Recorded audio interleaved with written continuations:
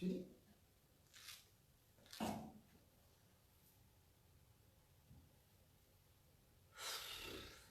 Des petits soucis techniques, mais j'espère que cette fois-ci, ça ne va pas se couper. Je faisais la rétrospective de ce qu'on peut appeler la genèse de Radio Siantou qui fête aujourd'hui ses 20 ans. Et pour ne pas revenir sur ce que j'avais déjà dit, je voulais juste préciser à ceux qui sont là et qui ne connaissent pas comment s'est écrite cette histoire, qu'au bout d'un certain temps, je voulais juste être directeur. Parce que j'avais beaucoup d'obligations administratives par rapport aux responsabilités qui m'étaient assignées. Mais M. Siantou m'a appelé pour me dire, monsieur le directeur, il faudrait que vous puissiez aller montrer un exemple. Honnêtement, je n'avais rien dans ma tête. Je n'avais rien programmé dans ma tête. Et c'est là où subitement, je lui ai dit, dans ce cas, je vais créer un programme. Il me dit, oui, il faudrait donc voir quel programme tu pourras créer. Je lui ai dit, j'ai déjà créé. Il me dit, comment ça? Je lui ai dit, je vais faire une émission qui va s'appeler Congrès Show. Il m'a dit, voilà, mais c'est original. Et quand il m'a dit, qu'est-ce qu'il y aura dans le menu de Congrès Show? Je lui ai dit, effectivement, ce serait comme le Congrès. Une émission de divertissement, une émission d'information, une émission satirique, une émission culturelle. C'est comme ça donc que j'ai créé Congrès Show. Et le Congrès Show est né, couvrant une rubrique qui était là pour dénoncer toutes les tares et métastases qu'on voit aujourd'hui au Cameroun. J'avais commencé à lancer le cri d'alerte par rapport à la corruption. Surtout qu'à cette époque-là, Maître Akelemuna, étant président de Transparency International, se plaignait déjà et tirait l'alerte, donnait l'alerte en disant on est en train de foncer droit au mur. Les gens volent beaucoup dans ce pays. Dans mes investigations, et à partir des éléments que j'avais donc, mon coup franc s'adressait d'abord aux détourneurs de fonds, à ceux qui commettent les malversations, à ceux qui étaient des sangsues et qui créaient l'hémorragie dans les caisses de l'État. Telle était la ligne éditoriale de Congrès Show. Le Cameroun ayant gagné 2 fois d'affilée le prix de pays le plus corrompu au monde décerné par Transparency International, j'ai cru que Congrès Show et particulièrement l'émission Coup franc, la rubrique Coup franc qui était écoutée par le chef de l'État en rediffusion à 20h30, qu'elle allait tirer des conclusions pour pouvoir arrêter des grands bandits, revenir à la moralisation, puisque son credo quand il accède au pouvoir, c'était rigueur et moralisation. Mais j'ai été surpris qu'il aille à la radio, à la télé, dire il y a des gens qui disent qu'on a volé ceci et cela. Où sont les preuves?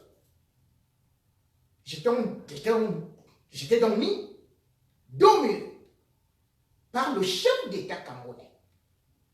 Et ça me surprend aujourd'hui qu'il arrête les mêmes gens que lui-même disait où sont les preuves?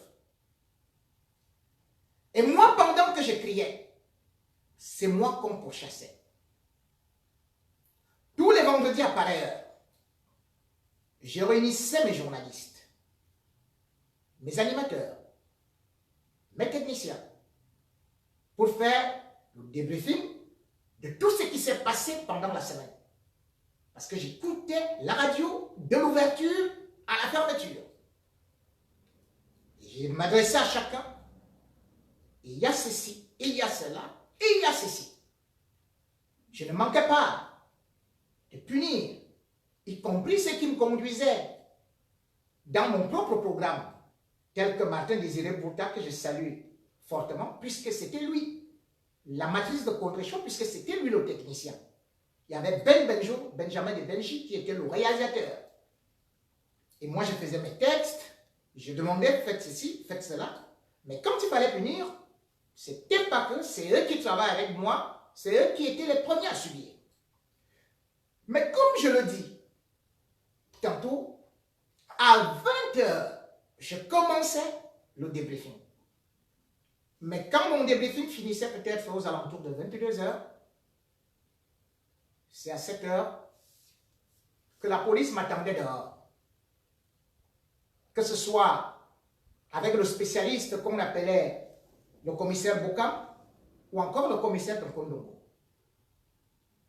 C'est là où il me cueillait ou bien me suivait pour aller me faire un guet-apens. Ainsi, j'ai été arrêté, kidnappé, tabassé plusieurs fois, juste parce que je donnais des informations.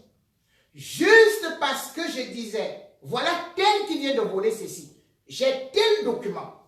Juste parce que je prenais des informations parfois de Cameroun Tribune, où je me rends compte que quelqu'un, il a réussi le concours des officiers de police.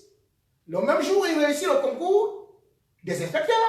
Le même jour, il réussit le concours des commissaires. Et moi, je prends Cameroun Tribune, je dis, mais ce monsieur, il est magnifique, il est formidable. Et c'est le délégué général qui s'en occupait. Je reviens à cette histoire parce que 20 ans après, je serais mort après avoir été arrêté plusieurs fois, tabassé particulièrement par le commissaire Bokam, qui un soir, alors que Claudicière était venu au Cameroun, m'avait pourchassé, avait réussi à me kidnapper. Heureusement, il y avait un de mes collaborateurs qui m'accompagnait, qui avait donné l'alerte.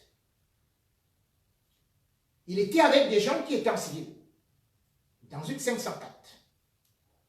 Il m'avait correctement tabassé, molesté. J'avais perdu connaissance. Je ne m'étais réveillé que dans la cellule. Malgré tout, j'ai continué mon travail. Et aujourd'hui, 20 ans après, je me rends compte que, bien qu'étant parti en exil, voulais-je dire, Radio Siantou a réussi à résister. J'ai réussi à faire de telle sorte que cette flamme qui avait été allumée par M. Wangtou Siantou soit entretenue par mes collaborateurs à qui je dis une fois de plus, 1000 fois merci de m'avoir accompagné dans cette exaltante tâche qui certes n'a pas beaucoup duré, mais elle a été grande. Nous avons jeté quelques grains de maïs, ça produit. Joyeux anniversaire à vous qui êtes là-bas. Et j'espère que comme je vous le disais, dans le journalisme, dans le métier que nous faisons, c'est des risques. Surtout lorsqu'on vit dans un étang de requins. Lorsqu'on est dans un régime despotique. Lorsqu'on est dans un pays totalement, ce que je peux dire, totalitaire. Excusez-moi de faire peut-être cette typologie. Ce régime n'a pas de pitié. La preuve est là. Reporters sans frontières a eu à publier hier le classement de la liberté de la presse dans le monde. Certes, les pays africains ne sont pas les meilleurs, mais quand on voit la situation qui prévaut au Cameroun, je me pose des questions. Si nous allons à reculons, si la barbarie ne devient qu'aiguë. Vous vous rendez compte, lorsqu'on regarde le dernier classement publié par Reporters sans frontières, on se retrouve avec la Côte d'Ivoire, dont on vient de moquer parce que je ne vais parler que des pays francophones. La Côte d'Ivoire a eu 20 points de plus. Donc, on se retrouve dans le top 10. Le Cameroun n'est même pas dans le top 20 en Afrique. Et dans le monde, c'est une catastrophe. Dans le monde, vous allez voir que un pays comme le Sénégal, avec Macky Sall, occupe la 49e position. Et je parlais de la Côte d'Ivoire tantôt. La Côte d'Ivoire occupe la 60... Non, la 80... non, c'est la 72e position actuellement. Je crois même 71. 71, parce que l'année dernière, c'était 82. Donc, la Côte d'Ivoire a fait un bond pour améliorer la liberté d'expression, qui est d'abord gage de démocratie. Parce que le journaliste, c'est le quatrième pouvoir, voire le contre-pouvoir. La Côte d'Ivoire a donc abandonné le Cameroun. Un pays dictatorial comme la Gambie a réussi à faire en un an 20 bons. Donc, 20 bons en avance sur la liberté d'expression. Et quand vous venez maintenant en Afrique centrale, les pays de l'Afrique centrale, ils ont des dictatures, ils ont des monarques. Vous vous rendez compte que le Cameroun, qui est le porte-flambeau des intellectuels, le Cameroun qui a certainement les plus grands journalistes d'Afrique, le Cameroun est à la queue. Parce que même les pays qui sont dans la dictature, qu'on croyait être dans la dictature, comme la Guinée, avec Alpha Condé, la Guinée occupe la 107e position. Le Togo vient m'avant. Le Mali dépasse le Cameroun. Et quand on arrive donc, on se rend compte que le premier pays d'Afrique centrale, c'est le Gabon, qui n'est pas dans le top 100. Le Gabon occupe la 115e position. Après le Gabon, vous avez le Congo, 117e position. Après cela, vous avez le Tchad, 122e position. Et vous vous rendez compte, le Cameroun est à la 131e position. Regardez le monde extérieur. Les Denis Epoté, les Alain Foucault, les Amoube Meveke, les Willy Niba. Mais c'est la crème du journalisme. Regardez les journalistes talentueux qui sont au Cameroun. Pourquoi ce pays n'évolue pas? Le pire aujourd'hui est que non seulement on s'en prend aux journalistes, mais même à ceux qui sont seulement dans les réseaux sociaux. Facebook, ils sont persécutés. Ils sont poursuivis. Ils sont enfermés. Vous vous rendez compte? Un fou écrit sur un mur: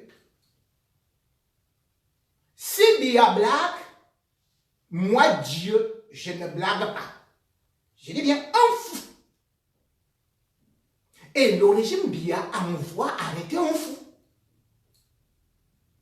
Ils arrivent avec le fou au commissariat. Un fou qui se balade nu, pieds nus, que tout le monde connaît depuis. Un dépravé mental. Quelqu'un qui mange dans des poubelles. On va avec lui dans un commissariat. Et la question qu'on pose au fou, qui t'a demandé de venir insulter le chef de l'État? Déjà, le chef ne sait pas, le fou ne sait pas de quoi est-ce qu'il s'agit. Et c'est un de leurs collègues qui me rapporte l'information. Le fou dit, j'ai insulté quel chef d'État? On dit, mais Paul Biya. Et le fou lui a demandé aux enquêteurs, je le connais, il me connaît. Et on demande au fou de donner le nom, sinon il va rester en cellule. Il a fallu qu'on publie sur les réseaux sociaux que le fou était déjà mort, et tout, pour qu'on se débarrasse du fou rapidement. Regardez donc un pays où on arrête des fous. Hier, une blogueuse, un peu célèbre, de par ses fans, a été arrêtée au Cameroun. Je crois, on l'appelle souvent Fleur de Lille. Certes, elle fait dans des clashs, mais qu'on aille au Cameroun l'a kidnappée hier et qu'on lui dise d'aller croupir en cellule sans plainte ni rien, en disant tout simplement qu'elle a insulté la mère du chef de l'État. Ce que d'ailleurs, elle n'a pas fait. Puisque j'ai demandé à mes relations d'enquêter sur ce qui se passait, on retire son passeport. Et qu'est-ce que le procureur présente comme argument? Une de ses vidéos où elle faisait un direct sur Facebook, où elle conseillait à la fille du chef de l'État, vraiment, Brenda, est-ce que c'est normal que tu fumes comme ça alors que tu es la fille du chef de l'État? Ces propos n'étaient pas violents par rapport à la vidéo que je détiens. Puisque c'est cette vidéo pour laquelle elle est en cellule depuis hier. Aujourd'hui, c'est vendredi saint. Demain, c'est samedi. Après, c'est Pâques. C'est-à-dire que l'administration est fermée. Elle va passer ses fêtes en cellule. Juste parce qu'elle a dit ça.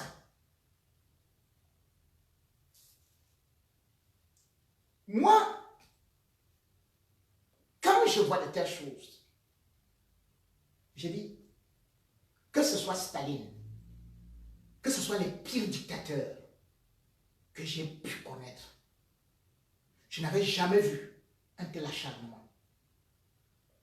Où on prend le passeport d'une femme qui est française, on la met en cellule, on l'humilie, on met les mains partout, dans ses fesses, partout. Et on filme.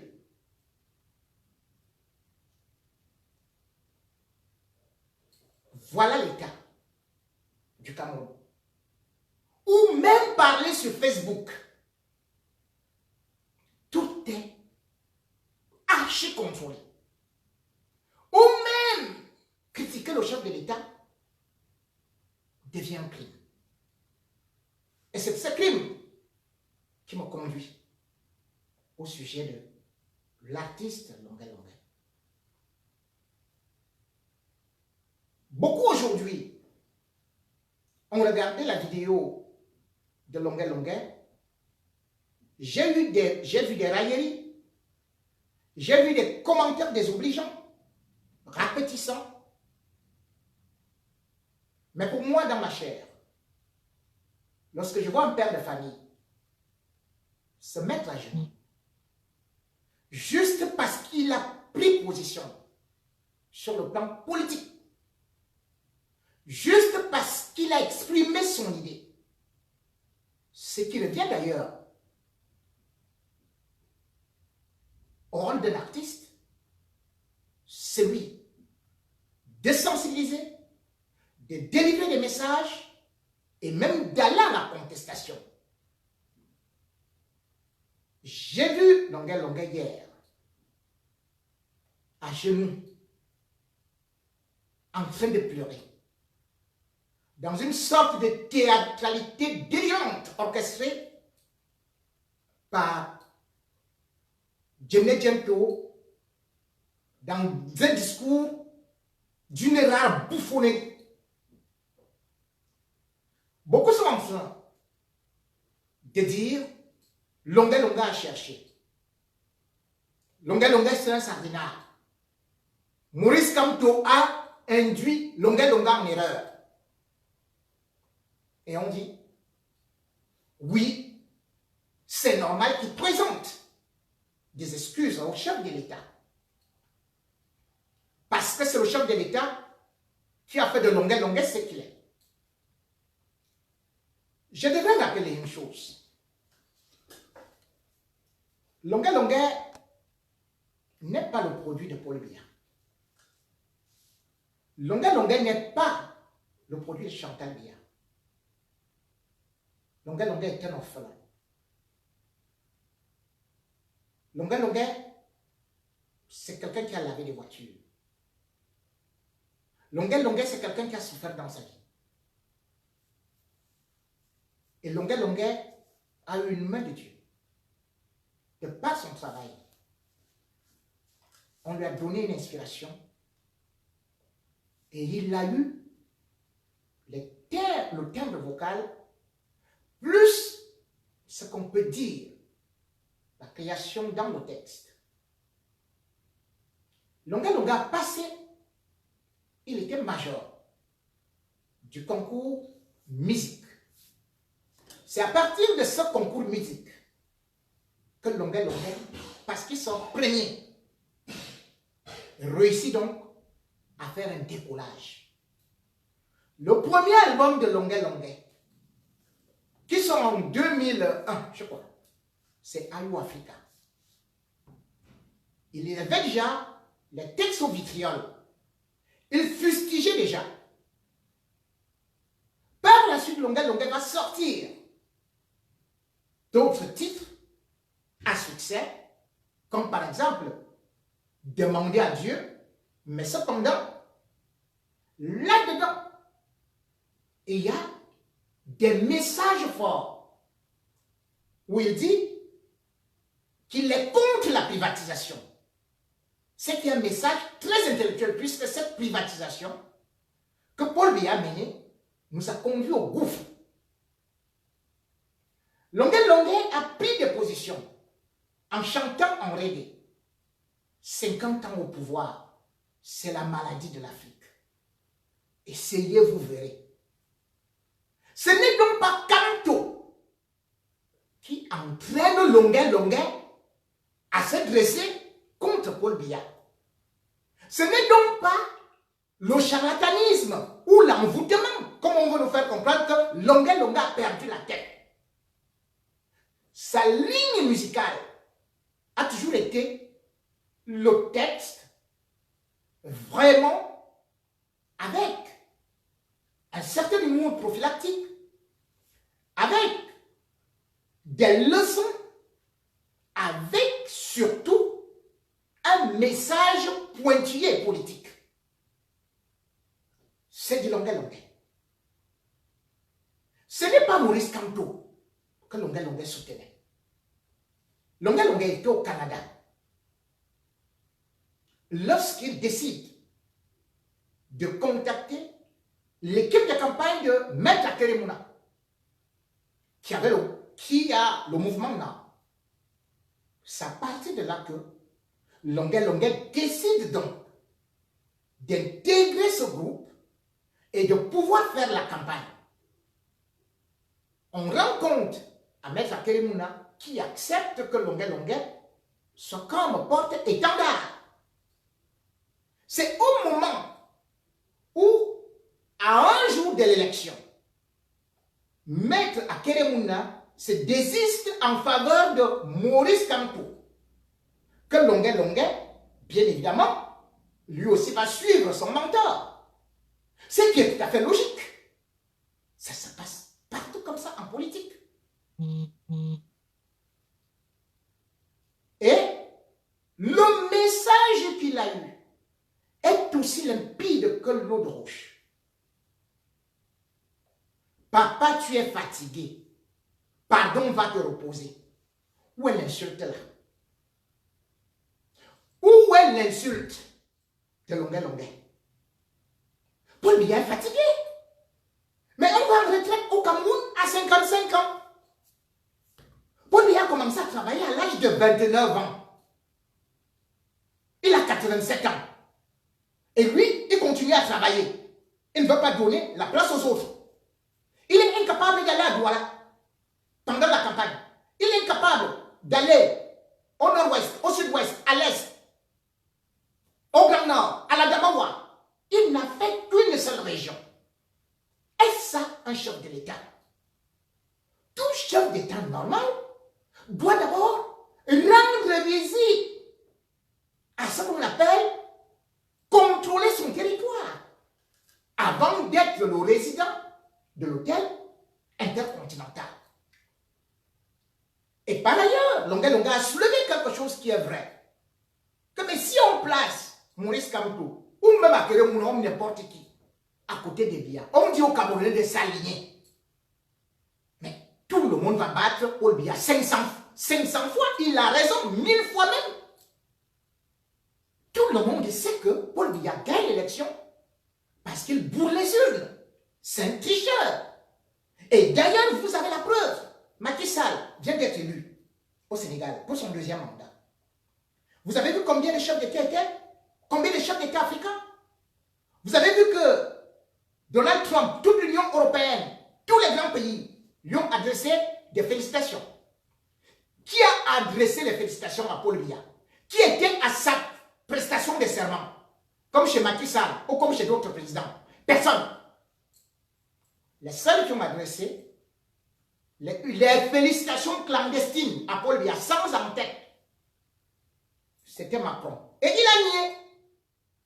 Parce qu'aujourd'hui, dans le rapport de l'Union européenne, ils écrivent bel et bien que l'élection présidentielle au Cameroun a été entachée de fraude massive. Ce qui signifie qu'ils ne reconnaissent pas l'élection de Paul Biya. C'est aussi simple que ça.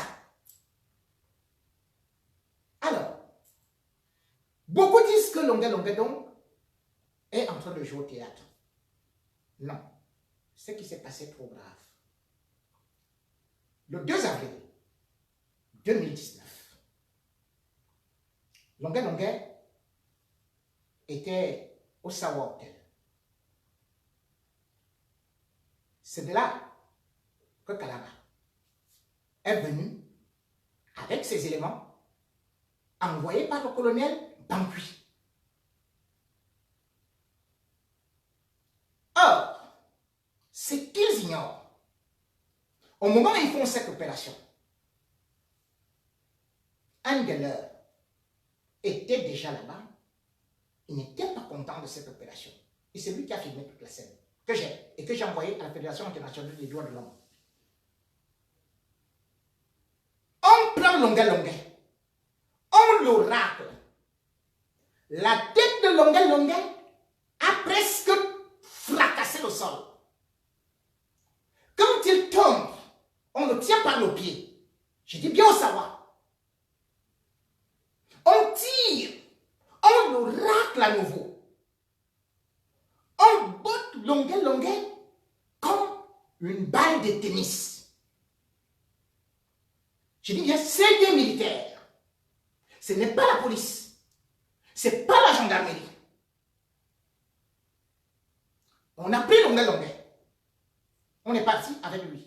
2 jours en cellule. On a tabassé Longuet. Et dessus quoi, ce calabar-là, il était en train de filmer. Et il envoyait à ses amis. Longuet criait comme un animal. Voilà ce qui s'est passé. Que Longuet ne peut pas vous dire. Puisque hier, il a été invité, il a été convoqué à la régie. Entre-temps, on a déjà monté une artillerie lourde tout autour. C'est là où les menaces sont claires. Fusil posé à table. Où on lui dit, si lui, il ne peut pas prendre les dispositions pour présenter des excuses, c'est terminé.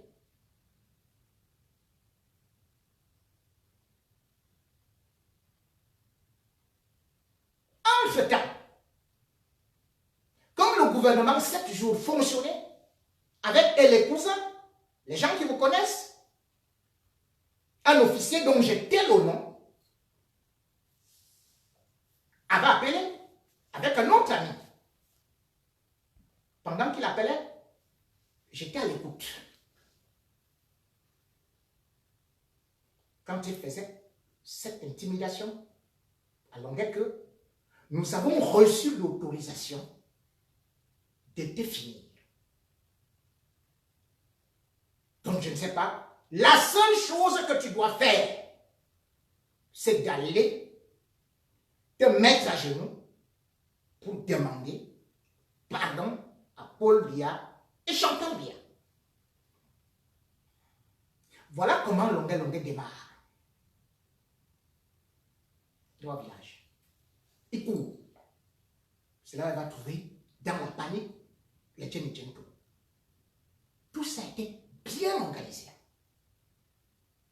Parce qu'on voulait l'humilier. C'est l'homme fait qu'une star, un homme respecté dans la culture, quelqu'un qui représente les emblèmes de la République, qu'il se mette à genoux pour dire, au milieu de la poussière, pardon papa Paul Biya, pardon maman Paul Biya. Entre-temps, il était déjà chez le gouverneur. Le gouverneur lui avait déjà fait le même chantage. Mesdames et messieurs, ce que nous vivons, c'est du stalinisme. C'est une politique hitlérienne où toute personne qui dit non, qui est dans la dénonciation, la protestation, doit subir répression, humiliation, prison, camp de concentration. Et c'est ce que j'ai dit. Non. Quand vous voyez Longuet pleurer, qu'il voudrait voir ses enfants grandir, vous ne savez pas ce que ça veut dire. Parce que c'est quelqu'un que je connais. Quand Longuet était en prison, et que parfois je partais le chercher, la première chose qu'il demandait, c'était ses enfants. Il s'occupait de ses enfants étant en prison. Il disait, comment va bébé Diamant? Vous voyez, il appelle même ses enfants bébé Diamant. Un père responsable. C'est pour ça que voyant ça, il s'est mis à genoux. Comment peut-on humilier un homme qui n'a fait que exprimer une liberté d'opinion? Un homme qui a fait un choix politique dans une république qui se dit démocratique. Est-ce qu'on ne jette pas les tomates sur Sarkozy ici? Est-ce qu'on ne jette pas les tomates pourries sur Macron? Les farines? Est-ce qu'on ne les insulte pas tous les jours? Paul Biya a-t-il une onction papale, seigneuriale pour faire que de son don divinatoire qu'il ne puisse jamais être critiqué? A-t-il reçu un siège céleste de telle sorte que personne ne doit le protester? C'est pour ça que je dis, et j'attire l'attention de toute la brigade anti-Sardinat et de tous les promoteurs culturels. Vous ne pouvez pas imaginer la situation dans laquelle se trouve Longué. Parce qu'avoir affaire à Bangui, avoir affaire à Kalaba, ils peuvent tout tourner. Depuis ce soir, une vidéo est en train de circuler sur les réseaux sociaux disant que Longué a transporté de l'argent pour aller donner aux Ambazoniens. Que ce sont des renseignements. Tout ça vient du même Bangui avec Kalaba. Je vous dis, c'est comme ça qu'il fonctionne depuis très très longtemps. Et ils disent qu'ils travaillent sur instruction du général Aïvo. Mon général, je connais votre probité morale. Je connais ce que vous êtes capable de faire. Mais je vous dis, ce qui est en train de se passer à Douala est trop grave. J'attire aussi l'attention du ministre de la Défense par rapport à tout ce qui se passe. Longué n'a rien à voir avec les Ambazoniens. C'est un système que M. Bangui, le colonel Bangui, celui qui a assassiné plusieurs Camerounais déjà, y compris un homme sous prétexte qui sortait avec sa femme, un jeune inspecteur de police. C'est ce monsieur qui monte toutes ces mafias. Et je vais vous expliquer comment ça se passe. Actuellement, au Cameroun, lorsqu'on veut arracher de l'argent à Douala, Bangui travaille avec les FEMAN. Ça fait que quand un FEMAN arrive, il connaît déjà que tu as telle quantité d'argent. Il t'approche, il te dit la somme qu'il veut avec Kalaba. Il se partage au milieu avec toi. Voilà ce qui se passe. Monsieur le ministre, Betia Samon, je voudrais vous rappeler quelque chose. Est-ce que vous n'avez pas été saisi d'une affaire concernant un Libanais qui est un homme d'affaires? On est venu vous raconter avec des photos, des images tournées qu'on a retrouvé les armes chez lui. Je vais vous expliquer ce qui s'est passé. Cet homme a été approché par Bangui Kalaba qui lui ont demandé la somme de 60 millions de francs CFA. L'homme d'affaires libanais a dit qu'il ne savait pas pourquoi est-ce qu'il allait donner ça. Ils lui ont dit qu'il est obligé et que ce n'est pas à négocier. Il a cru que le Cameroun était un état de droit. Mais monsieur le ministre, puisque vous connaissez cet homme, on vous a apporté, c'est-à-dire que Bangui, ils sont partis cacher les armes chez le monsieur et ils sont repartis filmer pour vous dire, voilà, le monsieur a bel et bien des armes, c'est lui qui alimente les Ambazoniens. À partir de là, vous vous êtes retiré. Vous avez laissé que cet homme aille en prison. Il a fallu l'intervention du gouvernement libanais pour qu'il soit libéré. Il n'est plus au Cameroun. Est-ce que vous connaissez ce que ça veut dire le Liban? Quand vous vous débarrassez des Libanais dans un pays, est-ce que vous connaissez la force de leur apport en ce qui concerne l'IDE? C'est-à-dire que les investissements directs étrangers, regardez ce qu'ils font en Côte d'Ivoire, regardez ce qu'ils font dans tous les autres pays. Les voilà que vous êtes en train de chasser. Moi, je parle avec des preuves. Et il y a 3 anglophones qui se trouvent en prison. 3 hommes d'affaires qui ont été approchés par le même Bangui et Kalaba. Ils ont demandé combien? 100 000. Les 3 gars ont dit, on n'en a pas. Ils ont dit aux gars, eh bien, sachez que nous, on sait que vous êtes partis faits, donc on doit avoir 100 millions. Ces gars-là ont dit, mieux nos femmes vont rester avec cet argent. On préfère aller mourir qu'on nous taxe d'Ambazoniens. Donc, derrière le mot ambazonien est Boko Haram et le trafic d'armes. On publie une vidéo, on vous envoie ou on balance sur Facebook. Comment Longué peut aller traiter avec les Amazoniens?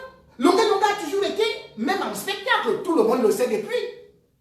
Quand il a de l'argent, même après avoir fait un concert en Europe, ou quelque part, Longué sort de l'argent, qui a été un faroutage, et il montre ça, il montre des liasses.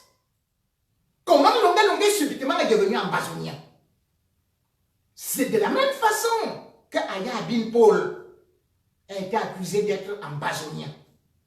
Maintenant, vous êtes en train de détourner une histoire où vous avez humilié Longué.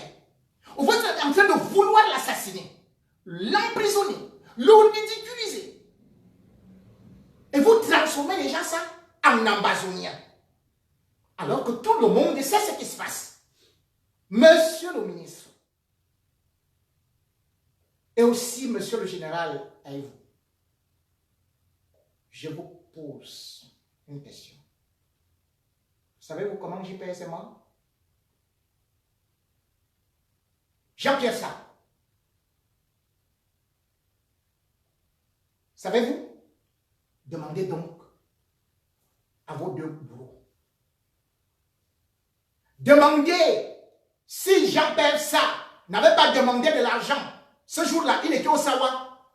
Qu'on lui apporte de l'argent. Demandez la suite de l'affaire. Comment peut-on avoir dans une armée des gens qui se comportent comme des cow-boys, des gens qui se comportent comme les Dalton? Comment peut-on avoir des roublards sous le képi de Nabar, sous le képi de grands braqueurs, mais qui utilisent les attributs de la République pour intimider les autres? Oui. Vous allez éteindre Longué. Vous allez lui dire de faire même d'autres vidéos pour peut-être venir aussi contredire même ce que j'ai dit. Mais moi, j'ai des éléments. Ce que vous ne savez pas. J'ai des éléments. Parce que tout ce que vous faites, comme je vous ai dit, la bastonnade de Longué à l'hôtel, je l'ai en vidéo. La bastonnade de Longué en cellule, là où on l'a amené, je l'ai. Et c'est dans des mains très expertes. Comme je vous ai dit, c'est à la FIDH. Et dans un autre endroit. Quel Cameroun voulons-nous? Quand on dit aujourd'hui, oui, Longué a cherché. Mais c'est comme s'il était le premier. Qui se rappelle de l'affaire de la Lapiro de Mbanga? Les Camerounais ont la mémoire courte. Comment est-ce qu'on a assassiné la Lapiro de Mbanga? Pourquoi on ne raconte pas cette histoire? D'aucuns se mettent là, sur Facebook, pour dire « Ah, qu'est-ce que Longué peut faire au régime? On a peur de rien, et tout, et tout, et tout. » Pourquoi le régime a eu peur de la Lapiro de Mbanga? En 1991, la Lapiro de Mbanga, qui a commencé à avoir son succès en 1985, c'est lui qui crée le front pour la libération de Pius Ndiaye et Célestin Monga.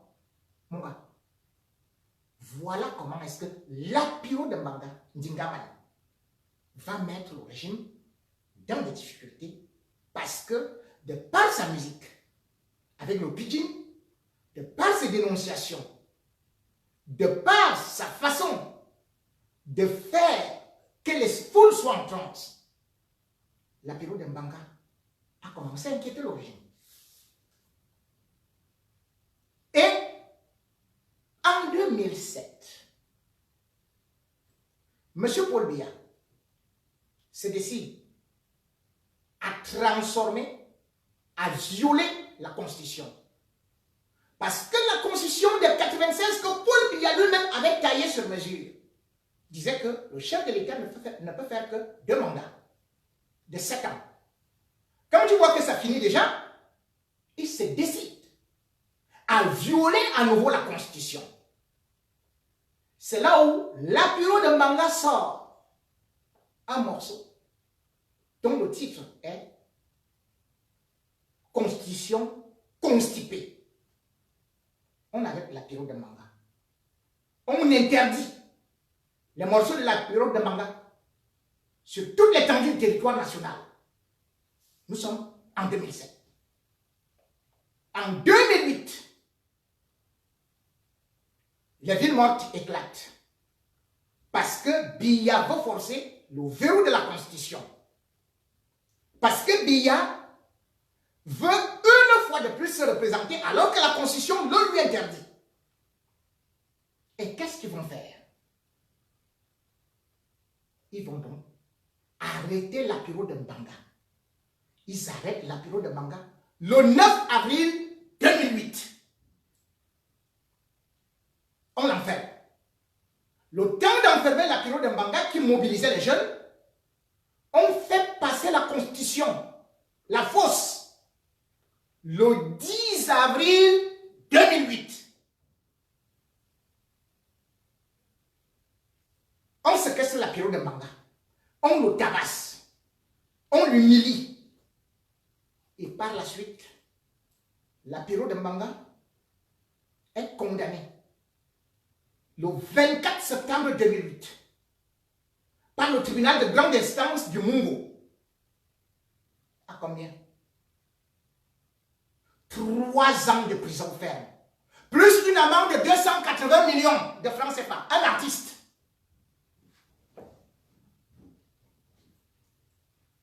Voilà. On conduit l'apéro de Mbanga à la prison de Diobel. L'apéro reste à la prison de Diobel. Quand on voit que l'apéro veut déjà sortir, donc en 2011, on empoisonne l'apéro. Il commence à avoir des ballonnements. Il commence à avoir des vertiges. Et cela, on va dire, c'est la typhoïde. L'apéro de Mbanga sort le 8 avril 2011 de la prison. Il arrive chez lui, il s'affale. Néanmoins, les gens attendaient que l'apéro de Mbanga, puisqu'il était toujours d'une célébrité, on avait déjà calé des dates pour lui. Il est venu ici, il a fait quelques concerts en France, en Belgique, en Suisse, puis il est allé aux États-Unis. Quand l'apéro de Mbanga repart, parce que l'apéro de Mbanga avait écrit un livre étant en prison, Mort programmée d'un combattant encombrant. Ce livre n'a jamais été publié. Aucun éditeur n'a voulu courir le risque. L'apéro arrive. On envoie Fauchivé. Fauchivé envoie ses policiers voir l'apéro. Que s'il continue, on va l'abattre. On invite l'apéro de Mbanga à Yaoundé. Nous sommes déjà en 2012. L'apéro de Mbanga arrive en 2012 en disant qu'on veut le dédommager. La transaction doit être faite par un certain Ekane Anissé, qui dit qu'il est opposant là, et Tchaké. L'apéro est logé à l'hôtel Montferry. Il attend 1 semaine, 2 semaines. Et après, il n'a plus rien à manger. Il est obligé de rentrer à Douala. Quelque temps après, le régime fait publier que l'apéro de Mbanga a pris 25 millions et que c'est Fauchivé qui les lui a donné. Voilà comment est-ce qu'on a tué l'apéro. Le peu de gens qui avaient du crédit, les peu de gens qui lui accordaient du crédit, de la sympathie, ont cru qu'ils ont été trahis par l'apéro de Mbanga. Or, c'était un coup monté par le régime. Comme on monte le coup de Longuet actuellement.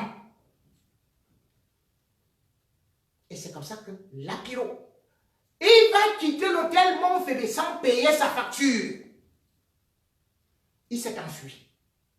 Quelqu'un qui avait, quand vous prétendez que vous lui avez donné 25 millions, où est parti cet argent? Pourquoi il est incapable de payer ne serait-ce qu'une facture? Entre-temps, l'apéro moisissait. Et en mars, au mois de mars, il y a un commissaire qui s'est présenté devant la maison de l'apéro avec un PA. Il a tiré 3 coups de fusil en l'air pour dire que c'est comme ça qu'il allait tuer l'apéro. Raison pour laquelle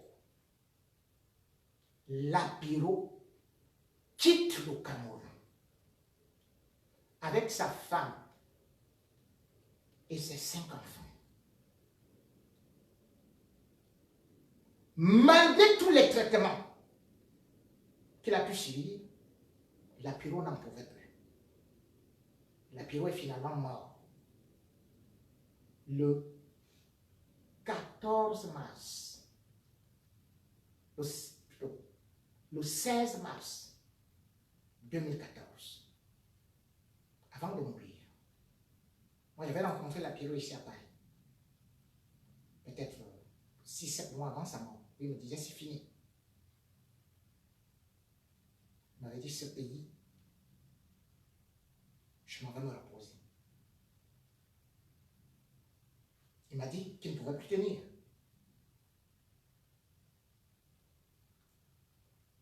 Mais l'apéro avait déjà dit qu'il ne sera jamais enterré au Cameroun. Parce qu'il a tout donné à ce pays. Il ne sait pas ce qu'il a fait de mauvais.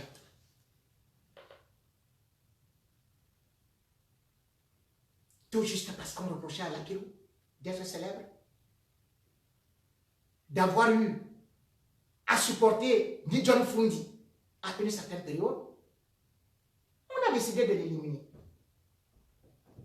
Voilà l'histoire de l'apéro. Il a été incinéré à Buffalo, à New York, le 28 mars 2014. Une grande mémoire de notre musique. Tué par ces sanguinaires, juste parce qu'il a voulu exprimer, il avait voulu exprimer son opinion. Juste parce qu'on avait peur de ses paroles. Ceux qui disent que, qu'est-ce qu'on a peur de quoi? Longuet c'est qui? Ou machin, ou j'ai pourquoi est-ce que machin et tout. Mais si ces gens n'avaient pas peur de moi, pourquoi est-ce qu'on me tabassait comme j'ai commencé en introduction? Pourquoi est-ce que chaque fois on envoyait des militaires ou des policiers m'attraper des gendarmes? Comme en Colmesson, le jour où ils m'ont amené là-bas, c'était peut-être plus de 20 personnes qui marchaient sur moi. Donc, l'apéro a été assassiné de cette façon. Vous voulez des exemples? Depuis que Biya arrive au pouvoir, il n'a fait qu'écraser les artistes, même des femmes. Vous connaissez l'histoire de Koko Ateba? Koko Ateba était ce qu'on pouvait dire notre Myriam Makeba. Koko Ateba est parti du Cameroun pour aller enregistrer en Côte d'Ivoire. Elle revient de là-bas avec un succès. Elle passe partout. Elle était numéro 1 dans tous les hit parades.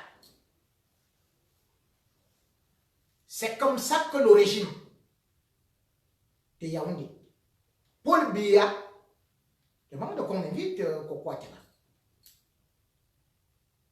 Parce que c'était un festival d'avant 20 mai. Ça devait être le 13 mai 1988. Ce spectacle-là était présenté de bonne mémoire par Alain Béni. Et c'est Ambroise Oundi qui était le chef d'orchestre. Parce qu'à l'époque, il y avait encore l'orchestre national que Aïdjo avait laissé. Donc c'est la CRTV qui devait accompagner Coco Ateba. On a vu Coco Ateba. Elle vient chanter 2 morceaux. Au moment où elle veut partir, on lui dit de meubler parce qu'il y a le chef de l'État et tout et tout et tout. La jeune fille prend le téléphone, se met à chanter un truc de sa mère. Une mélodie traditionnelle que tout le monde connaît. Où il y a une complainte d'une femme qui demande l'enfant. Coco Ateba rentre dans son hôtel. C'est déjà la police qui lui dit, fais gaffe. Tu as offensé le chef de l'État et sa femme. Coco Ateba reprend la route pour aller à Douala, là où elle habitait. Quand elle arrive à Douala, elle reçoit un coup de fil du commissaire spécial qui lui dit, il faut venir te présenter ici. Coco Ateba est arrivé. Après on lui dit, nous avons reçu une note de Yaoundé demandant qu'on t'amène sous bonne escorte. Voilà comment le commissaire spécial de Douala, avec ses éléments, met Coco Ateba dans la voiture. Ils arrivent dans la voiture. Ils se retrouvent où? Au Sénère, chez le commissaire Biaka. En un temps, 2 mouvements. On lui dit, voilà, on a reçu des instructions que tu as eu à offenser la première dame. Donc, le chef d'État est très fâché, et la première dame est très fâchée, et on ne sait pas pourquoi est-ce qu'on t'a relâché. On l'envoie d'abord au commissariat de Kondongo, mais là-bas, il n'y avait pas de cellule, donc on l'a fait dormir sur un matelas. Après, on enlève Coco Ateba de là, direct, on l'a conduit en prison. À l'époque, c'est là où se trouve actuellement les Maurice Kamto. On appelait là-bas la BM. C'est-à-dire que c'est là-bas où on mettait les hommes durs. On va enfermer Coco Ateba là-bas pendant 2 mois et demi de prison. Une femme qui n'a fait que chanter devant Paul Biya et sa femme. Et on dit non, elle a dit un truc qui a offensé le chef de l'État. Coco Ateba va sortir de là avec les interventions de beaucoup de personnalités, dont je n'aimerais pas citer les noms. On la libère provisoirement. Elle repart à Douala. Pendant qu'elle est à Douala, même chose. On lui dit redirection Yaoundé. On repart avec elle. On va avec elle. Là, il y a le Sénère, au lac. Après le Sénère, Biaka lui dit, c'est maintenant la présidence qui t'appelle. Elle arrive à la présidence. Une jeune fille de cette envergure-là, elle ne comprend pas ce qui lui arrive. Et qui elle va trouver? Elle va trouver le directeur de la sécurité présidentielle. À l'époque, c'était le grand tueur Milo Modjo. Le seul qui a été à l'époque, parce que non, il y avait aussi Evo. Il y avait Evo. C'est Evo qui a eu à conduire Coco Ateba. Evo qui est maintenant le général là, dont je parlais tout de suite. Et dont j'interpelle. Parce qu'au moins lui, il est l'une des rares personnes qui avait réussi à respecter Coco Ateba. Il est l'une des rares personnes à avoir été humain. Et avoir dit, qu'est-ce qu'on veut finalement à cette jeune fille? Et quand on arrive, Milo Modjo qui lui dit, voilà, il faut que tu nous donnes la traduction du texte que tu disais. Coco dit, mais moi j'ai improvisé un truc comme ça. Déjà les gens qui accusaient Coco Ateba, les gens de la garde présidentielle et tout, le chef de l'État, il n'y avait pas de bande. Puisque la CIA, comme d'habitude, n'avait même pas de bande. Et au-delà de ça, il n'y avait aucun message, il n'y avait rien. C'était juste une petite complainte comme on fait souvent. Il n'y avait rien. Et c'est comme ça que, au bout du bout, des tortures et des tortures, Coco Ateba est provisoirement libéré.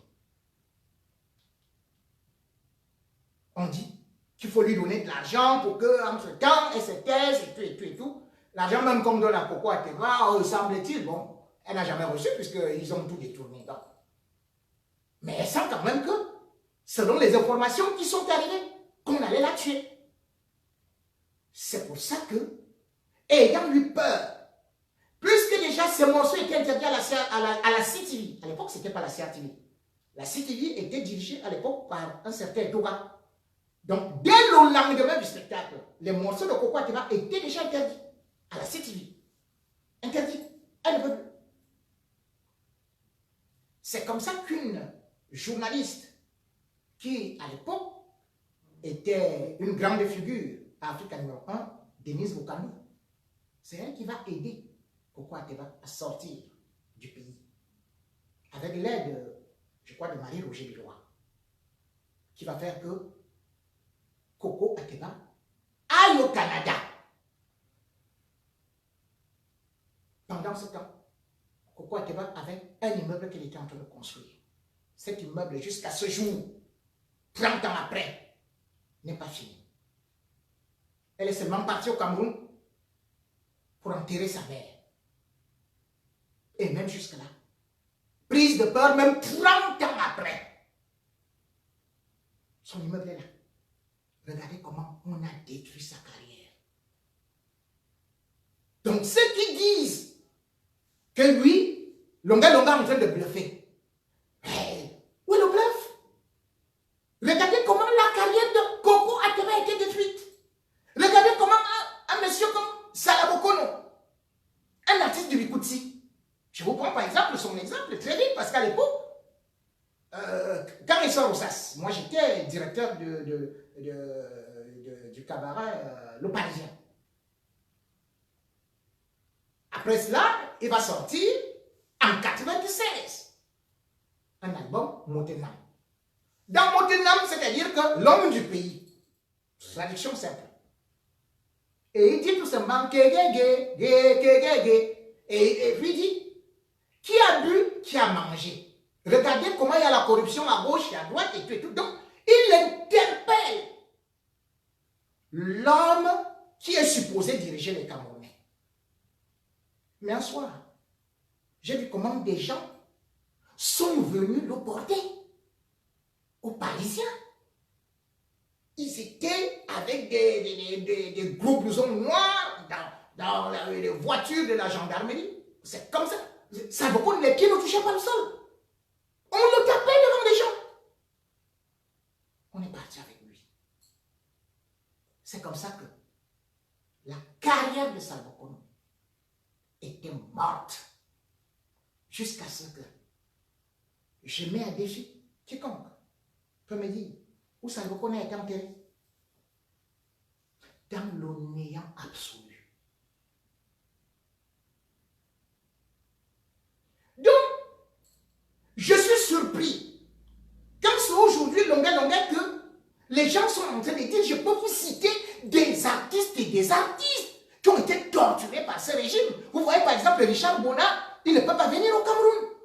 Juste parce qu'il n'a pas été d'accord avec le régime, on lui dit, ok, tu ne mets plus pied, sa mère meurt, il ne peut pas venir, enterrer. Et vous trouvez ça normal?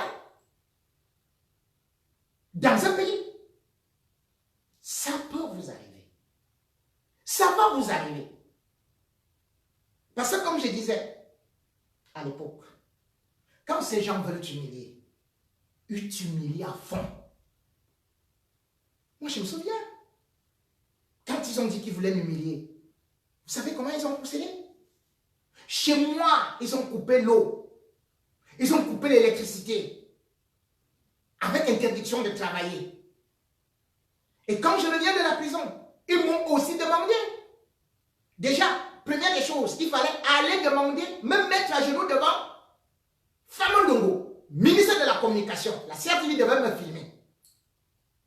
Et on devait diffuser comment est-ce que je demande pardon. J'ai refusé. Ils sont passés à l'étape supérieure. J'avais créé un journal qu'on appelle Coup Franc. Ils ont suspendu. Interdit de vente. J'ai créé Starmaniac. Ils ont suspendu. Je ne savais plus quoi faire. Et par la suite, j'ai eu l'idée de sortir une cassette.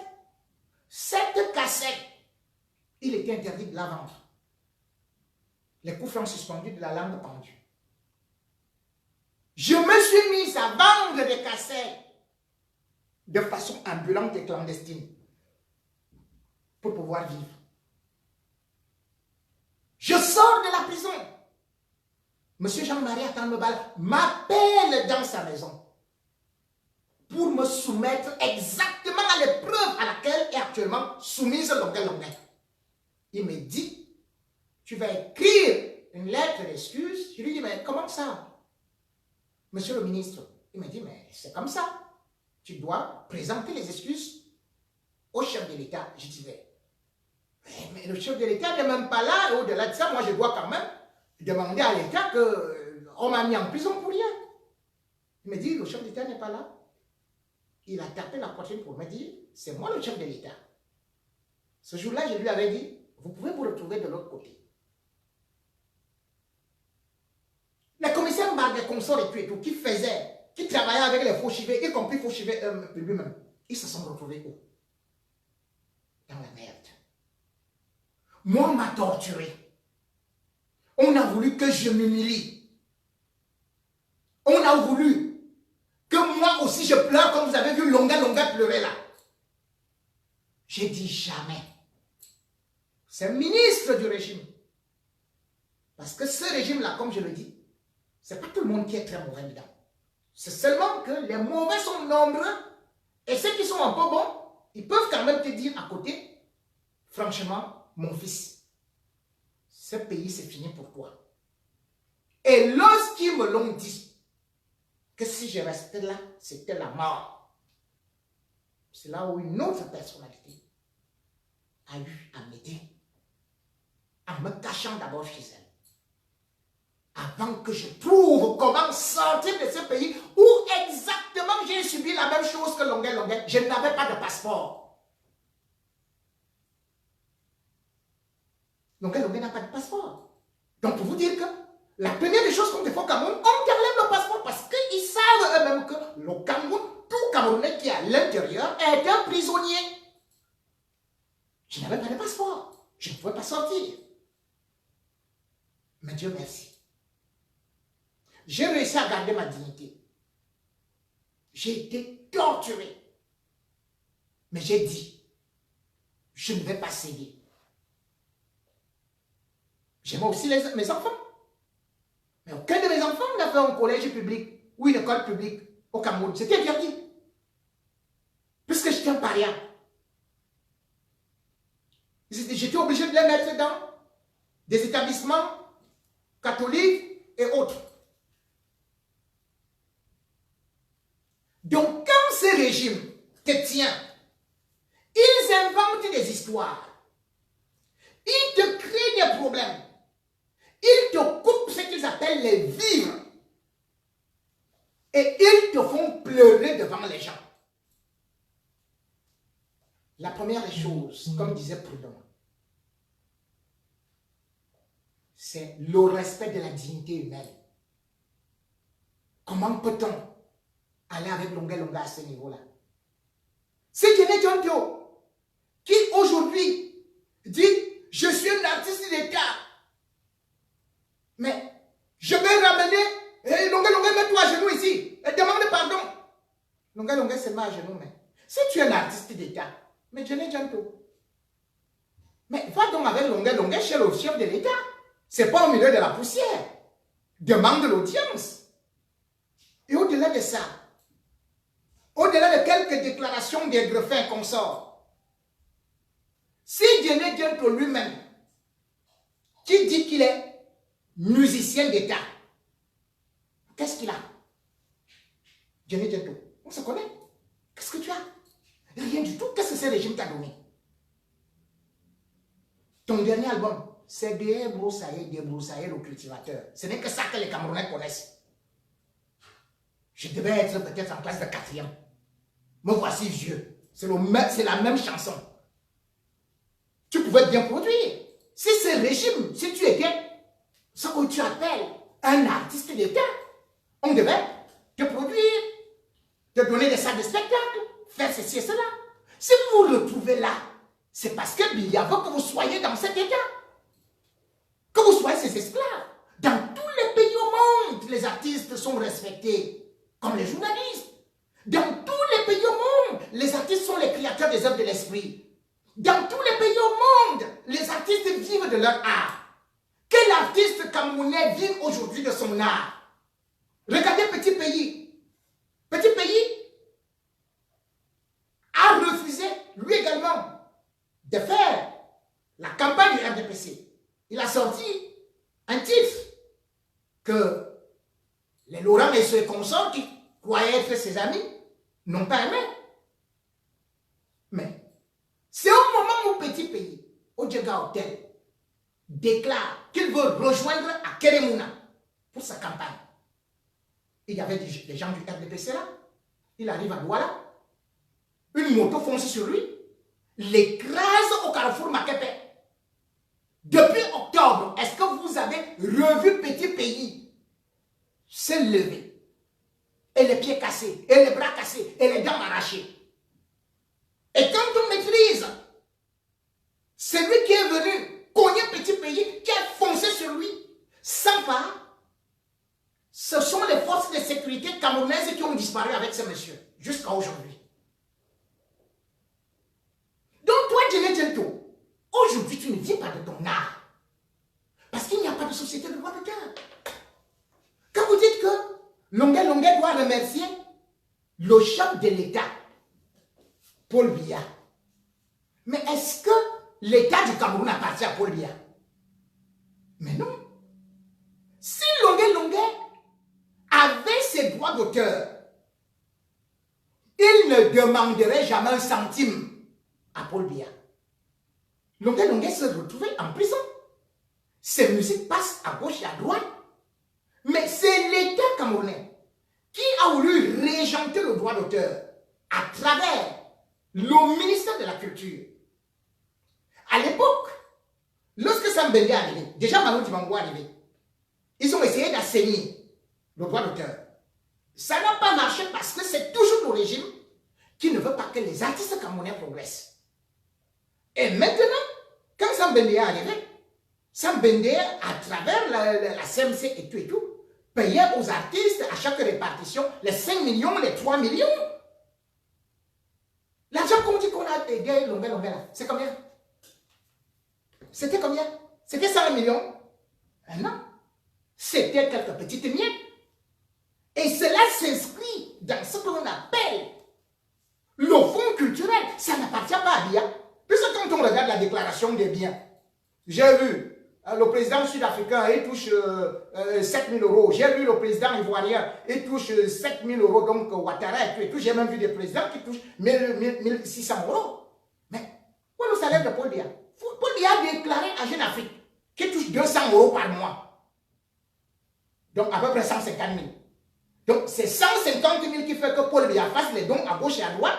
L'article 66 de la Constitution oblige Paul Biya à déclarer ses biens. Il ne les a jamais déclarés. Donc il vole l'argent du Cameroun. Il donne des petites miettes quelque part et les gens viennent se mettre. Merci papa Paul Biya. Paul Biya, c'est à lui le Cameroun. C'est pas à lui. L'État, c'est nous. Vous parlez de Longuet. Papa Wemba a eu des problèmes ici.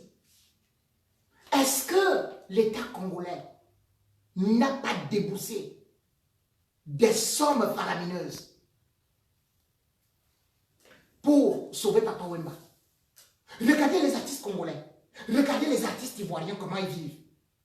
Depuis que Paul Biya arrive au pouvoir, aucune salle de spectacle, aucune salle de conservatoire, aucune école de musique. Et Djené Djento vient dire, je suis artiste de l'État, et il est en sandalette, dans un état de clochardisation rampante. Est-ce que c'est lui qui devrait être dans cet état? Regardez tous les artistes là, comment ils meurent. Martin, père du Kutsi, il est mort comment?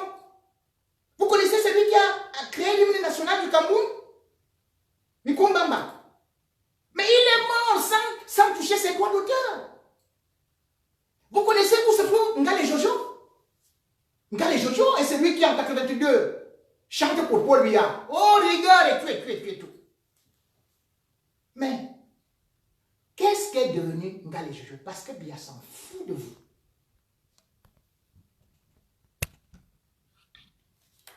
Il s'en fout de la culture.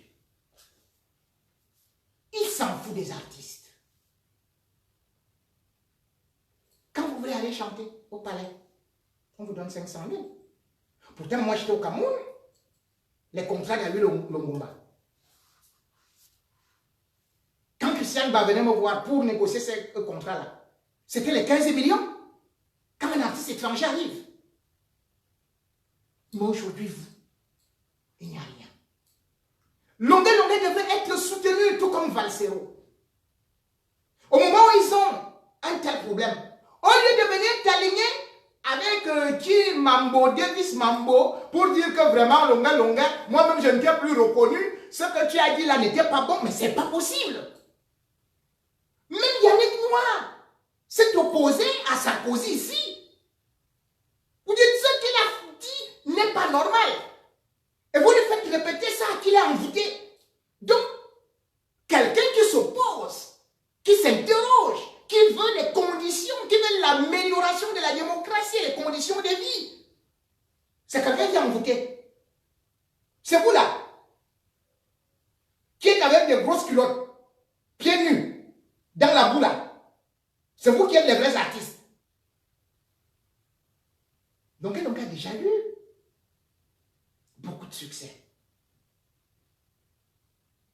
Et la musique, si on ne vous respecte pas, sachez que ça inspire du respect. Beaumarchais disait, au commencement, il y avait la musique. À la fin, il y aura la musique. Comment vous ne parvenez pas à comprendre cela? Lorsque vous rabaissez à ce niveau, peuple camerounais, ne laissez pas tomber Longuet. Longuet peut avoir tous les défauts comme nous tous. Mais c'est quelqu'un qui a été courageux. Comme Fela Ramson Kuti. C'est quelqu'un qui est courageux. Comme Alpha Bondi. C'est quelqu'un qui est courageux comme Tikenja. C'est quelqu'un qui est courageux comme Lapiro de Mbanga. Aujourd'hui, quand on le torture, chacun d'entre nous doit être torturé dans son intérieur. Où allons-nous? Est-ce de cette façon, dès que tu es journaliste, tu contestes, on t'humilie? On humilie ta femme, on humilie tes enfants, on humilie ta famille. On te transforme en monstre. Où allons-nous?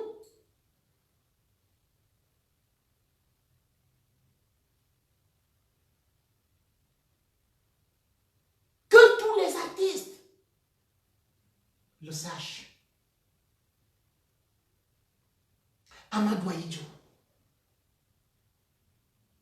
n'avait jamais voulu vous voir dans cet état de déliquescence matérielle, dans cet état de parasitage financier, dans cet état de loubar, dans cet état de lignard, dans cet état de toukar. Mais il a voulu faire de la musique et des artistes camerounais le sommet du sommet. Mobutu avait pris Manu Dibango, qui à l'époque jouait avec Kabassé en Belgique. Il est parti avec lui au Zaïre parce qu'il savait que la musique est comme le sport. C'est-à-dire, la musique, c'est ce qu'on appelle les ambassadeurs d'un pays. Et c'est pour ça qu'en 1972, Manu Dibango, lui, est était produit par Ahidjo, qui a fait les fleurs musicales du Cameroun. À l'époque, Ahidjo avait construit une maison à Eboalotine. À l'époque, Ahidjo recevait Talla André Marie qui a chanté Je vais à Yaoundé, Yaoundé la capitale.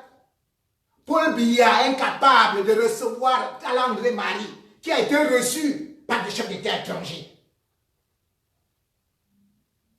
Et vous dites, parce que vous mettez un petit paille là, vous dites, artiste d'État, vous êtes quel artiste d'État? Vous êtes artiste d'État, T-A-S, dans les ordures, les abîmes. La nullité absolue. Montrez ce que vous avez bien fait. Montrez les festivals. Montrez les salles de spectacle. Quand vous dites aujourd'hui, mon cher ami Djene Djento, que je m'en vais prendre le passeport de Longué Longué à Yaoundé. Mais le passeport de Longué Longué n'est pas à Yaoundé. Le passeport de Longué Longué est à Douala, chez le gouverneur.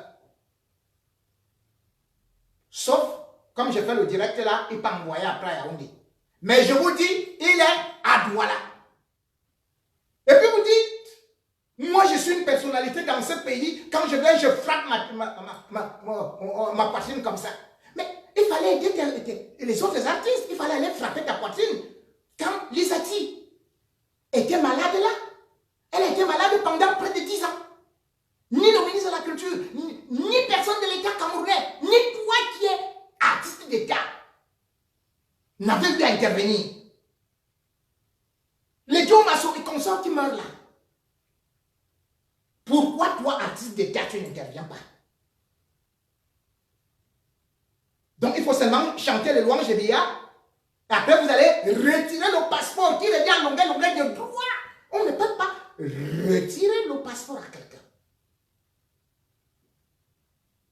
Et quand, finalement, on va vous dire, oh, le Cameroun n'est pas un état de droit, vous allez dire, oh là là là là là là, le monde entier nous en veut, la France veut nous déstabiliser, les États-Unis veulent nous déstabiliser, la Belgique veut nous déstabiliser, tel veut nous déstabiliser, oh vraiment les Français, et tout, et tout, et tout. Et c'est là où on voit toute la foultitude de trigots qui vont avec des yeux affacés et des vestes à l'envers réciter un testament diabolique pour dire que oh oui, la France veut nous déstabiliser, nous sommes un pays souverain. Mais ce sont les mêmes aujourd'hui qui sont tout contents de dire que oui, un député français, la France nous soutient devant le Parlement européen.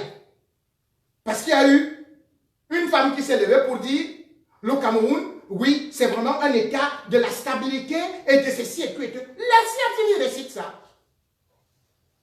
Tout le monde récite ça. Ce n'est plus que la France ne doit pas se mêler des affaires du Cameroun. C'est maintenant que la France a bien parlé. Voilà au moins les gens qui réfléchissent. Et quand vous dites que la France maintenant réfléchit, vous ne vous posez même pas la question. Qui a donc parlé au profit du Cameroun? Elle s'appelle Dominique Bildt. Vous connaissez qui est-ce? La femme qui a eu à parler là, Dominique Bildt. Elle est députée de l'extrême droite, donc du Front National. Les gens qui détestent les étrangers et les Noirs. Voilà donc là où Paul Biya va verser de l'argent du Cameroun dans le parti de Marine Le Pen. Et Dominique Bildt, qui est né à Nancy, c'est ce qu'on appelle dernière des députés de sa classe. Puisque d'ailleurs, elle a été condamnée par le tribunal de l'Union européenne, du Parlement européen, dernièrement. C'est-à-dire que c'est un jugement qui a été confirmé. Qu'elle est escroc et qu'elle doit rembourser 40 000 € pour ce qu'on appelait les emplois fictifs des parlementaires. Elle était assistante parlementaire. Et elle ne travaillait rien. Et son chef même, lui-même, il a été condamné pour abus de confiance. Son immunité a été levée. Donc voilà des bandits. Son immunité a été levée depuis juin. Parce qu'il a été condamné en 2017. Et là, pour les nouvelles européennes, elle doit se présenter avec le parti de Marine Le Pen, où elle est 4e sur la liste. C'est-à-dire qu'elle ne va même pas passer. C'est elle qui va donc défendre le Cameroun. Paul lui a pris des mallettes d'argent pour aller lui donner. Voilà comment est-ce que notre État fonctionne. On cohabite avec le diable. Vous pouvez vous imaginer que la femme que les gens sont en train de vanter actuellement au Cameroun, qui parle pour le Cameroun, qui parle pour le régime camerounais, est une raciste du Front National de Marine Le Pen. Vous voyez jusqu'où est-ce que Paul Biya nous a ridiculisés? Paul Biya a été le premier chef d'État africain à recevoir la famille Le Pen. C'était en mars 2007. C'est là où la femme de Marine Le Pen est arrivée. Elle a défilé avec Chantal Biya. Elles sont allées à Kribi. Elle vient même faire la première pause d'une pierre du pont. Après, elle est allée chez les pygmées. Après, elle est rentrée avec un gros sac d'argent. En 2002, quand Le Pen passe au premier tour là, Paul lui a donné une mallette. Et cette fois-ci, Paul lui a misé sur qui? Sur Juppé. Juppé ayant été éliminé, il a pris une autre mallette pour aller maintenant miser sur Fillon. Fillon étant éliminé, depuis et lui, on dit, misons maintenant sur Marine Le Pen, c'est elle qui va prendre. Échec. Voilà pourquoi est-ce que Paul Biya a d'abord eu beaucoup de temps pour pouvoir se mettre à la page avec Macron. Tout notre argent passe par la corruption des agents français. C'est maintenant que vous avez donc la preuve. Ceux qui disaient qu'ils sont des panafricanistes, que c'est la France qui veut déstabiliser le Cameroun, vous avez donc déjà la réponse. 27 pays ont condamné le Cameroun. Ça, la France a dit non, laissons Paul Biya continuer à tuer les anglophones. Il est le gage de sécurité, le gage de la stabilité. Mais finalement, c'est ça que vous oubliez. Vous êtes en train de danser. Mais quelles sont les résolutions? À la majorité totale, absolue, l'Union européenne a décidé sur 11 points mettre serré la gorge de l'État du Cameroun. Première chose, ils ont demandé la libération immédiate de Maurice Kamto. Deuxième des choses très importantes, ils ont imposé à Paul Biya d'organiser un dialogue inclusif, c'est-à-dire avec les anglophones, y compris ceux qui sont en prison. Ils ont demandé qu'il n'y ait plus d'élections au Cameroun sans un nouveau code électoral avec toutes les parties. Est-ce que vous comprenez ce que ça veut dire là? Et vous dites que vous êtes un pays souverain? C'est 11 points, allez les lire. Donc tout le bruit que les gens du Front National ont fait là, avec l'autre zinzin que la France a envoyé, ça ne sert à rien. L'Union européenne a déjà décidé. Quand il décide, vous dites, ah, ce n'est rien du tout. Ce n'est rien du tout. C'est comme ça que Mobutu disait. C'est comme ça que Saddam Hussein disait. L'Union européenne commence toujours sous un emballage du Parlement européen. Donc, ils sortent des mesures Là, par exemple, ils ont donné au Cameroun là, 20 millions d'euros. Pourquoi vous n'avez pas refusé cet argent-là? 20 millions, c'est pour aller aider les gens de Boko Haram. Là, vous prenez l'argent d'autrui. Quand ils vont intervenir, vous allez dire que nous sommes souverains. N'est-ce pas? L'Union européenne, le Parlement européen, ce qu'il vient de faire, et tout en reconnaissant que Paul Biya a fait organiser une élection qui a connu des fraudes massives. Sachez que on est en train de conduire Paul Biya à la porte, alors que Biya, lui, avait conclu avec la France qu'on élimine tous les brontosaures, on reprend son fils pour faire la succession à la façon que la France avait organisé la succession au niveau du Gabon, entre Omar Bongo et Ali Bongo, ou encore au niveau du Togo, entre Nyansebe et Adema, et Fort Nyansebe, parce que tous, ils ont été installés. Paul Biya n'a jamais été élu au Cameroun. Ne nous trompons pas. Paul Biya est venu, il a été imposé par la France. C'est parce qu'il était le plus nul. Mais quand Paul Biya arrive, quand la France décide de l'imposer, c'est parce que Paul Biya refusait l'indépendance. Il était avec lui Paul Ojoula. Entre les Paul, il refusait l'indépendance. Ceux qui luttaient pour l'indépendance, la France a refusé de leur offrir l'indépendance. Il a pris le plus con. Puisque vous ne pouvez pas me dire que Paul Biya, qui avait le niveau de la 3e année universitaire, comme vous dites qu'il est très instruit. Mais à l'époque, le Félix Moumié était le premier docteur en économie de l'Afrique subsaharienne. Et il avait à peine une trentaine d'années, même pas 30 ans. Les Ousenda, tous c'était des cerveaux. Mais la France n'a pas voulu. La France a dit, prenons le plus con. Et c'est pour ça qu'il a dit, je suis le meilleur élève de la France. Donc aujourd'hui, vous comprenez que, quoi que nous disions, ne mentez plus les Camerounais que Paul Biya est là pour combattre la France, pour combattre les grandes puissances, pour combattre ceci. Non. À l'époque, nous avions notre port. Il a vendu à Bolloré. Il l'a offert à Bolloré. À l'époque, nous avions notre chemin de fer. Il a offert à Bolloré. À l'époque, nous avions nos palmeraies. Il a offert cela à Bolloré.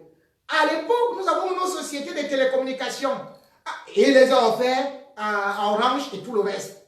Tout ce qu'on avait, il a offert. Le pétrole, les machins et tout. Et la députée de la France se lève devant le Parlement européen pour dire la guerre anglophone, c'est pour la lutte des matières premières et surtout le pétrole et tout que les grandes puissances veulent en avoir. Mais qui utilise le pétrole du Cameroun? Mais ce n'est que la France. Donc comment elle peut raconter une telle connerie? Passéiste.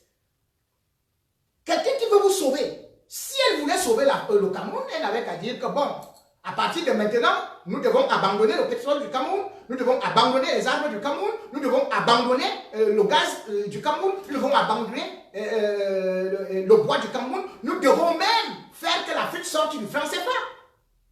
Mais elle se lève pour dire, il faut laisser Paul Biya continuer à tuer les anglophones parce que c'est les extrémistes ou c'est les islamistes. N'oubliez pas, la guerre d'indépendance au Cameroun, l'armée française a tué plus de 400 000 personnes. N'oubliez pas que cette guerre qui a déclenché, les États-Unis, toutes les puissances, ont dit qu'il fallait dialoguer. Seule la France a donné les armes au Cameroun pour aller tuer les anglophones. N'oubliez pas que Gilles Thibault est le seul ambassadeur. L'autre va arriver, il va aussi se mettre au même travail. Puis il a dit, je suis le meilleur élève de la France. Donc il faut que vous assumiez, vous les panafricains. Ne dites plus que oui, Paul Biya est un panafricaniste. Il n'a jamais lutté pour le Cameroun. Il travaille pour les intérêts de la métropole. Il n'a rien à voir avec notre pays.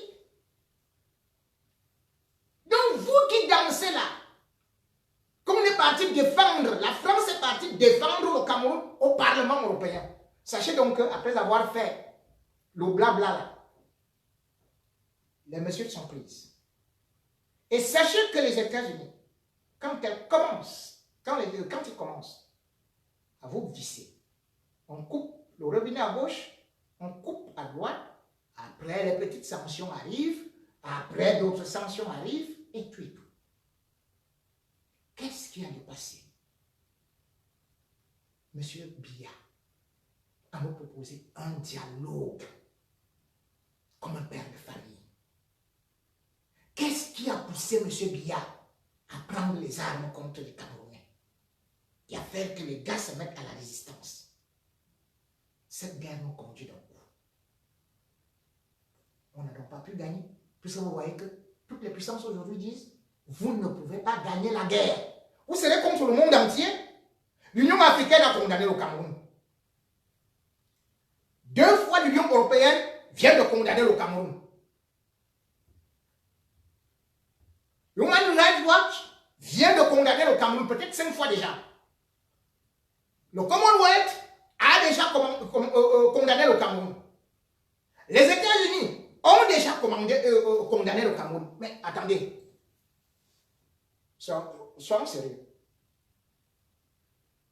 On va faire quoi là? On sera contre le monde entier et on va s'en sortir. Sous les embargos et tout et tout. C'est comme ça. C'est comme ça que vous imaginez ça. Même Kadhafi qui était très fort n'a pas pu. Hein. Ce n'est pas l'armée camerounaise qui peut combattre une grande puissance. Hein. Il faut que vous le sachiez. Voilà les résolutions qui sont prises. Il faut les respecter. Il n'y a pas l'état de droit. Qu'est-ce qui a à garder Maurice Kamto en prison? Vous gardez Maurice Kamto en prison. Vous dites qu'il est venu détruire les ambassades en France. Vous ne portez pas plainte en France. Vous partez le condamner au Cameroun. Mais on condamne quelqu'un et on porte plainte à l'endroit où il y a eu délit. Mais c'est la règle la plus élémentaire du droit. L'Union européenne, le Parlement européen, les États-Unis vous disent qu'on ne peut pas juger Maurice Kamto, Albert Zongan, Pende Koka et tous les autres au tribunal militaire. Mais vous vous dites que nous allons les juger là-bas. Mais on marche la tête en bas. Vous dites que vous allez faire le bras de fer contre la communauté internationale. Vous avez dit quelqu'un, vous dites que vous êtes dans un état de droit. Avec votre justice là.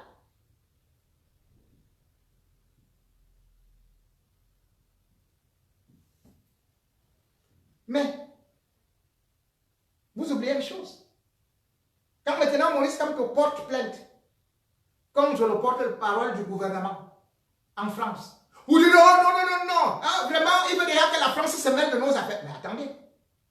Le premier ministre de Paul Biya, le premier conseiller de Paul Biya s'appelle qui? C'est Yvonne Omnes, ancien ambassadeur de la France au Cameroun. Là, vous ne vous plaignez pas. Quand la France prend la position pour le gouvernement camerounais, c'est bon, il n'y a pas d'ingérence.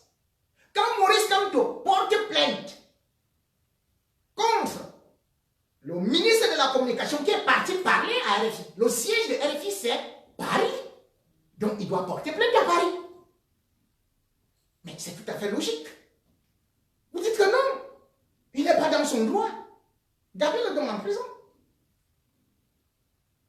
Mais c'est une bombe que vous gardez. Parce que ça va éclater entre vos mains.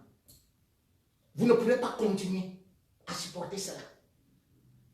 Il est en train de montrer ce que vous êtes réellement. Ce que vous avez toujours caché. Il est en train de vous étaler toutes vos saletés, toutes vos impuretés, toutes vos jongleries. Magou et Karambouy, il est en train de vous mettre à nu. Vous croyez que vous êtes en train de l'humilier? Non, non, non. Et c'est ça. Demain ou après-demain, vous allez dire que c'est nous qui n'aimons pas le Cameroun. C'est comme à l'époque, en 2016, je vous disais, le Cameroun ne peut pas organiser la CAN 2019. Vous m'avez dit que j'aurais honte. Qui a maintenant honte? Un chef d'État qui dit le Cameroun sera prêt le jour dit. Regardez, où en sommes-nous?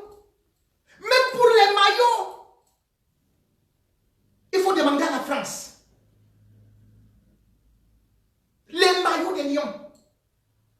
Et ils sont contents. Les Lions indomptables seront habillés par Coq Sportif. Mon Dieu.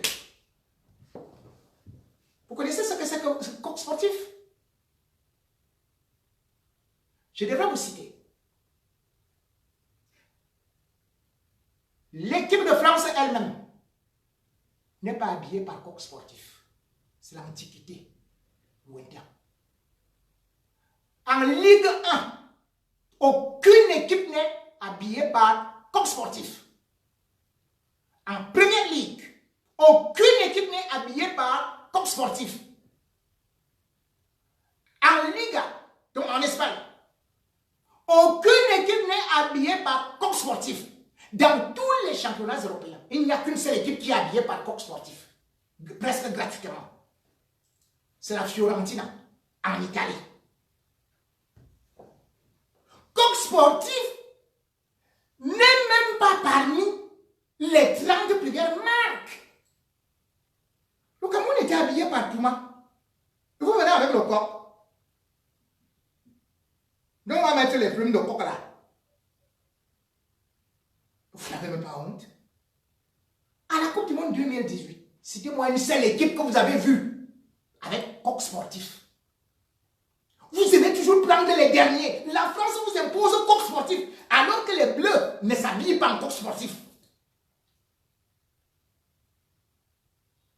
Mais est-ce qu'on est même... Je ne comprends pas. C'est comme un entraîneur qui avait été chassé dans tous les clubs ici. Paul Le Guen. Il a été imposé par François Fillon à Paul Biya pour la Coupe du Monde 2010 en Afrique du Sud. Paul Le Guen. On a dit à Paul Biya, auparavant que oui, il faut prendre Paul Le Guen. Et c'est comme ça qu'on a recruté Paul Le Guen.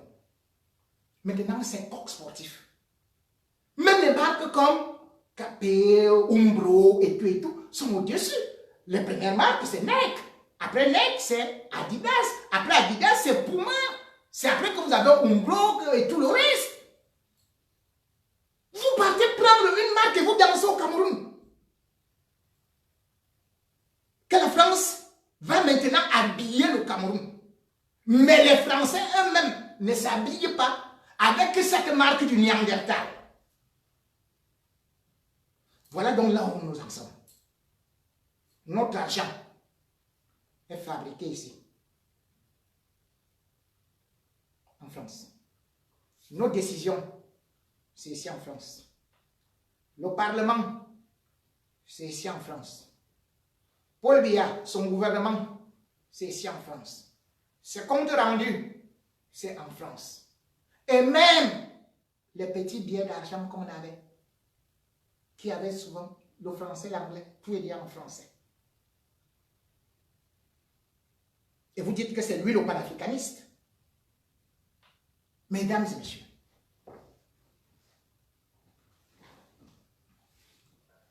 face à l'incompétence du régime,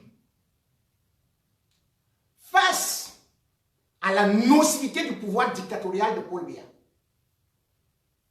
face à l'incapacité de résoudre la moindre crise, face à la guerre, la déstabilisation et le sous-développement chronique dans lequel Paul Biya nous a plongé, face à notre indépendance que nous avons perdue, face au tribalisme qui a été sémé par le régime Paul Biya, face à la tribalocratie et surtout au népotisme qui ont été institués par le régime Biya et qui aujourd'hui est condamné par la communauté internationale ne seront pas comme des aveugles, comme des moutons de panurge, qui, conduits par un hypermyope, dès qu'ils tombent dans le ravin, eux tous ils y tombent. Laissons Paul Biya aller seul dans sa tombe. Vous, hommes d'armée, regardez ce qui s'est passé en Algérie. Vous, hommes d'armes, regardez ce qui s'est passé au niveau du Soudan. Croyez-vous que Paul Biya est plus puissant que celui-là? Non, c'est qu'un général. Paul Biya ne sait même pas marcher. Il n'a fait aucune formation militaire. Et vous traînez. Compaoré était un homme en tenue. Le peuple et l'armée ont décidé de le virer.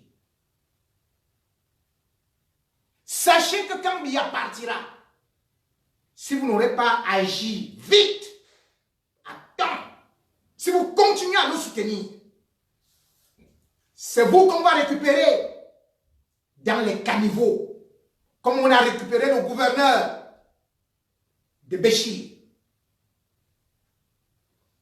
Sachez que c'est vos enfants qui vont subir, comme ceux de Mobutu,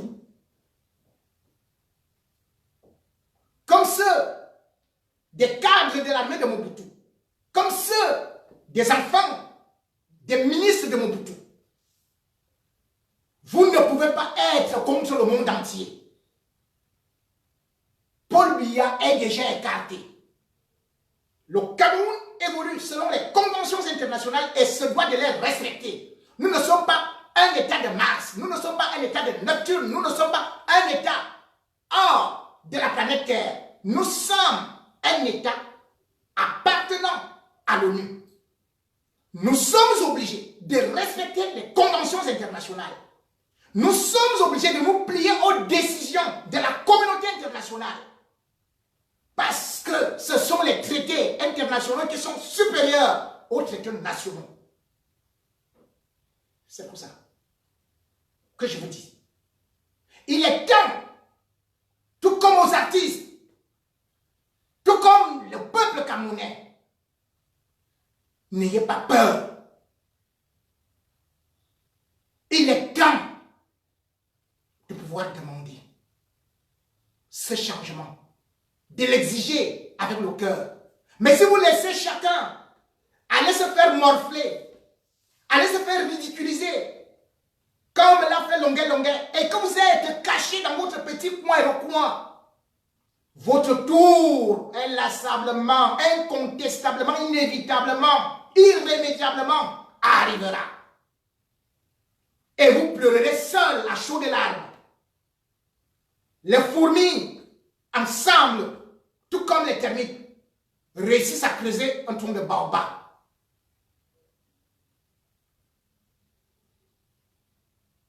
C'est pour vous dire que personne n'est plus fort que le peuple. Tout le bruit qu'ils font là, le chômage que vous subissez, vous allez encore beaucoup plus subir ça. Parce que la communauté internationale ne fera que durcir. Et ne vous en faites pas. Elle arrive. Elle arrivera. Et Paul Biya fuira.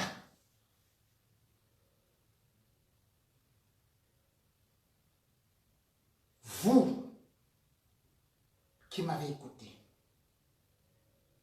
vous qui savez ce que c'est que l'avenir de vos enfants, votre avenir, écoutez la sagesse de Bouddha qui disait, je cite, la seule chose qui est constante au monde, c'est le changement. Merci.